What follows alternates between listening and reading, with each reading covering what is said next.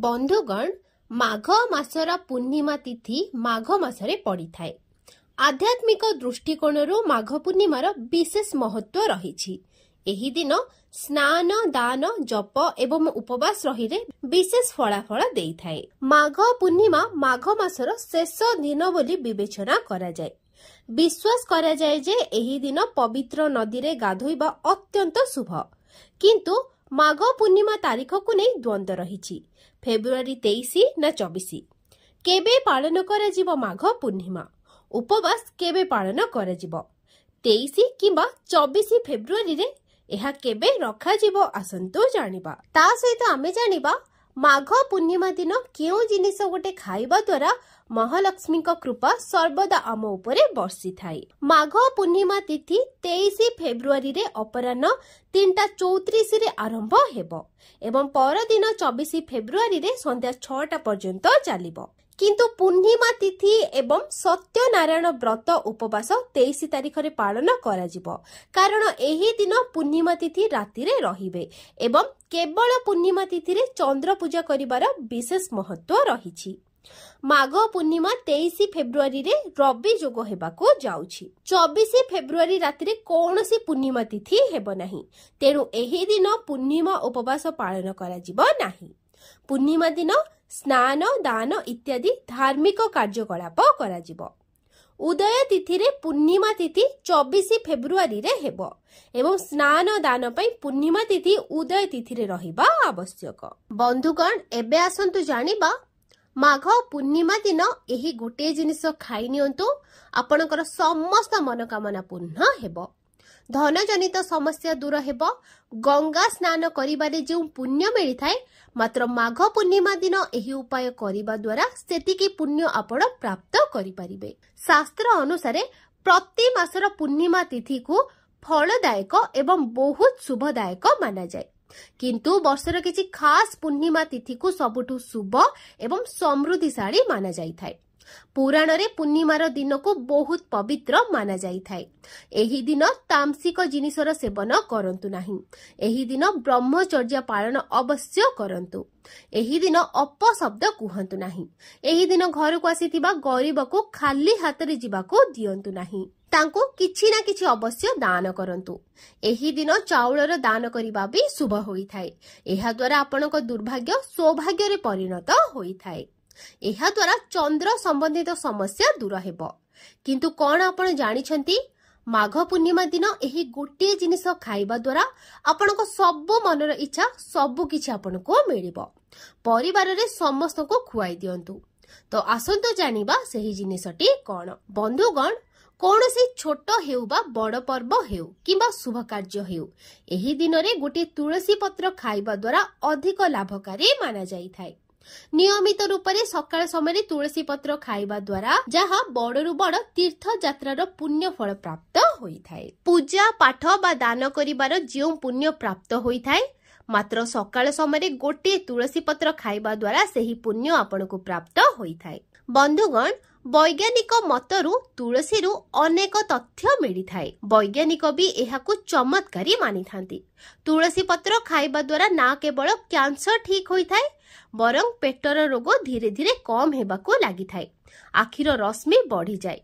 हृदय पई यथेष्ट फायदा होई थाए। त्वचारे सुंदरता आनिबा पई तुलसी पत्र अवश्य खाइबा उचित। चिंता को दूर करिबा पई बहुत सहाय्य करि थाए। ठंडा काश को दूर करिबा पई नियमित तुलसी पत्र खाइबा उचित। केतेक बीमारी तो एहार महकरू ही दूरे जाई थाए। एथिपई लोक माने घरे तुलसी पूजा अवश्य करिथांती। किंतु बंधुगण ध्यान देबे, जेबे आपण तुलसी पत्र खाइबे दांतरे चोबेबे नाही, एहाकू ढोकी देबे।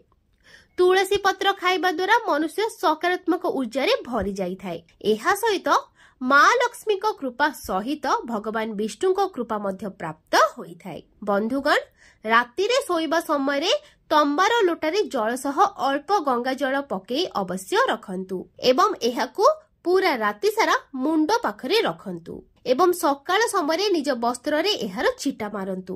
तापरे जल को पी दियंतु। नियमित एमिति करंतु। भगवान श्री कृष्ण कहि थांती, जो मनुष्य एमिति करि देई थाए ताकू लक्ष्मी एवं भगवान विष्णु को कृपा प्राप्ति होई जाई थाए। केते सुख प्राप्त होइथाय। एमिति व्यक्ति धन दौलत सुख समृद्धि द्वारा लक्ष्मी कृपारू गरीबरू धनी होई जाइथाय। बंधुगण, गंगा जल केते दिव्य शक्ति रे भरी रही थाए।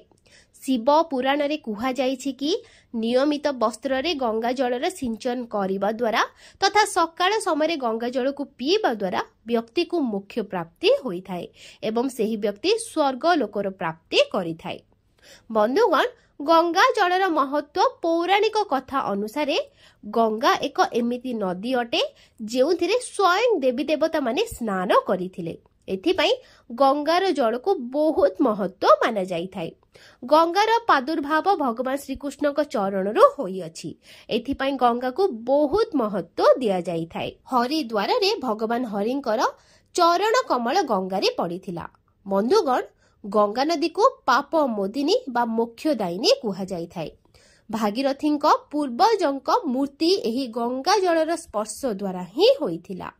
मान्यता अछि कि जदि मृत्यु समय व्यक्ति मुहरे गंगा जल दिया जाइथाय तार पाप कर्म नष्ट होई जाइथाय एवं ताकू मोक्ष प्राप्ति होइथाय। गंगा जल केबे भी अशुद्ध होई न थाय। एथिपाई भगवान श्रीकृष्ण स्वयं कहिथिले, जेउ व्यक्ति निज पाखरे सर्वदा राति रे सोइबा समय रे तंबार लोटारे अल्प जल नै गंगा जलर किछि बुंदा जदि पकेई थाए एवं सकाळे एहाकू अल्प बहुत पी देई थाए तो ताकू केते जन्म जन्मर सुख प्राप्ति होई थाए एवं एमिति व्यक्ति धन दौलत रे भरी होई थाए। माँ लक्ष्मी का कृपा एमिति व्यक्ति उपरे सर्वदा रही थाए। एथिपाई सकाळ समय गंगा जल अवश्य पियंतु। एमिति रे आपण गाधोइबा जल रे 2-4 बुंदा गंगा जल पकई जदि गाधोउछंती तो आपणक समस्त खराब कर्म नष्ट होई जाई थाए। सकारात्मक ऊर्जार संचार होई थाए। बंधुगण, द्वितीय रे लवंग। सनातन धर्म रे लवंग को बहुत महत्व माना जाए। पूजा पाठ आदि जिनिस रे लवंगर विशेष महत्व रही। माना जाई थाए कि लवंग रे माँ दुर्गांकर देवींक वास होई थाए, लक्ष्मींक वास होई थाए। एमिति रे सोइबा समय तकिया तले लवंग अवश्य रखंतु एवं सकाळे समय जेबे आपण उठिबे तो गोटी लवंग अवश्य खाई दियंतु। एहा द्वारा समस्त देवी देवतांकर कृपा प्राप्ति होई थाए। माता लक्ष्मी धन रे मालामाल करे देई थांती।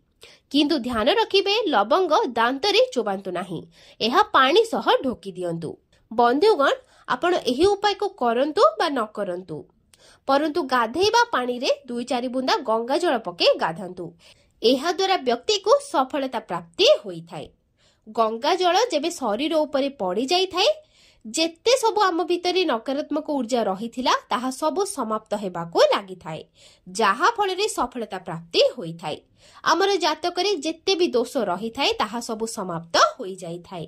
गंगा जलर किछि बुंदा पानी रे पकाई गाधोइबा द्वारा जेउ लोक शनि दशा रे पीड़ित अछंती, राहु केतु द्वारा पीड़ित अछंती ताहा सब समाप्त हेबाको लागि थाए। एक श्लोक रे शनिदेव कहिथिले, जेउ मनुष्य क्रोधरु जदि मुक्ति चाहू थाए तो से प्रत्येक दिन गाधोइबा पानी रे गंगा जल अवश्य पकाई स्नान करंतु। शनि, राहु एवं केतुर दुप्रभावर सामना करबाको पड़ी न थाए। शनिदेव प्रसन्न होई जांती। एथिपाई पुस्तक रे कुहा जाई थाए, गंगा जल सर्वप्रिय अटे एवं अमृत अटे। एथिपाई जदि आपण को जीवन रे किछि करिवार अछि तो गाधोइबा पानी रे गंगा जल अवश्य पकांतु। गंगा जल एक शक्तिशाली चमत्कारी अटे। तृतीय रे हेउछि फूल।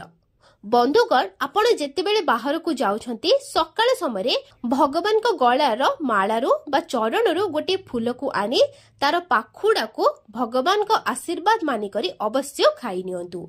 एहा द्वारा स्वयं आपण को ईश्वर को कृपा प्राप्ति होई थाए। आपण जेउ भी काम करिवे ताहा सफल हेबो।